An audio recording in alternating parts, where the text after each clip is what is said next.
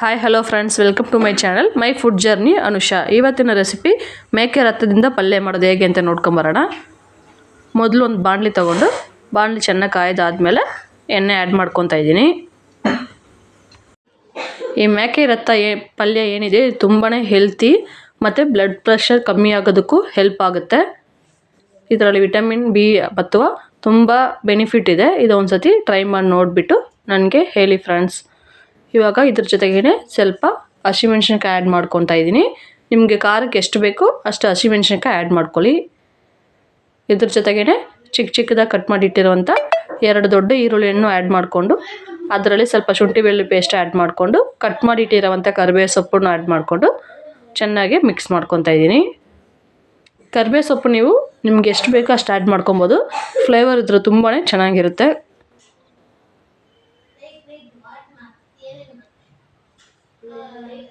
ಸ್ವಲ್ಪ ಉಪ್ಪನ್ನು ಆ್ಯಡ್ ಮಾಡಿಕೊಂಡು ಚೆನ್ನಾಗಿ ಫ್ರೈ ಮಾಡ್ಕೊಳ್ಳಿ. ನೀವು ಬೇಕಿದ್ರೆ ನುಗ್ಗೆ ಸೊಪ್ಪಿದ್ರೆ ನುಗ್ಗೆ ಸೊಪ್ಪು ಬೇಕಾದ್ರೆ ಆ್ಯಡ್ ಮಾಡಿಕೊಂಡು ಇದೇ ರೀತಿ ಮಾಡ್ಕೊಬೋದು. ಇಲ್ಲಿ ನಾನು ಮೇಕೆ ರಕ್ತನ ಚೆನ್ನಾಗಿ ಕ್ಲೀನಾಗಿ ತೊಳೆದು ವಾಶ್ ಮಾಡಿ ಇಟ್ಕೊಂಡು ಅದನ್ನು ಕೈಯಿಂದನೇ ಚಿಕ್ಕದಾಗಿ ಮಿಕ್ಸ್ ಮಾಡ್ಕೊತಾ ಇದ್ದೀನಿ. ಕೆಲವೊಬ್ಬರು ಇದು ಇಡ್ಲಿ ಪಾತ್ರೆನ ಇಕ್ಕಿ ಬೇಯಿಸ್ಬಿಟ್ಟು ಮಾಡ್ಬೋದು. ಅಂದರೆ ನಾನು ಈ ಥರ ಮಾಡೋದ್ರಿಂದ ಚಿಕ್ಕದಾಗಿ ಆಗುತ್ತೆ. ಬೇಯೋದಕ್ಕೂ ತುಂಬಾ ಬೇಗನೆ ಬೇಯೋದಕ್ಕೆ ಹೆಲ್ಪ್ ಆಗುತ್ತೆ. ನೋಡಿ, ಈರುಳ್ಳಿ ಚೆನ್ನಾಗಿ ಫ್ರೈ ಆದಮೇಲೆ ನಾವು ಕಲಸಿಟ್ಟಿರೋವಂಥ ಬ್ಲಡ್ಡನ್ನ ಆ್ಯಡ್ ಮಾಡ್ಕೊತಾ ಇದ್ದೀನಿ. ಇದ್ರ ಜೊತೆಗೇ ಸ್ವಲ್ಪ ಅರಿಶಿನ ಪುಡಿ ಮತ್ತು ಗರಂ ಮಸಾಲನ ಆ್ಯಡ್ ಮಾಡಿಕೊಂಡು ಮಿಕ್ಸ್ ಮಾಡ್ಕೊತಾ ಇದ್ದೀನಿ.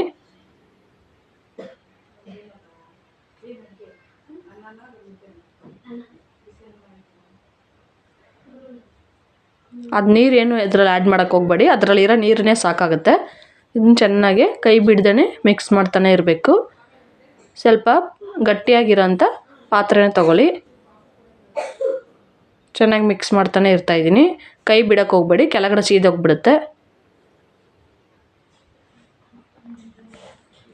ಅದು ನೀರು ಏನಿದೆ ಅದು ಫುಲ್ಲು ಡ್ರೈ ಆಗಿ ಆ ರಕ್ತ ಏನಿದೆ ಎಲ್ಲ ಫುಲ್ ಕಂಪ್ಲೀಟಾಗಿ ಬೇಯೋ ತನಕ ಮಿಕ್ಸ್ ಮಾಡ್ತಾನೆ ಇರಿ. ನೋಡಿ, ಎಲ್ಲ ನೀರೆಲ್ಲ ಎಷ್ಟು ನೀರಿತ್ತು ಎಲ್ಲ ಡ್ರೈ ಆಗಿದೆ.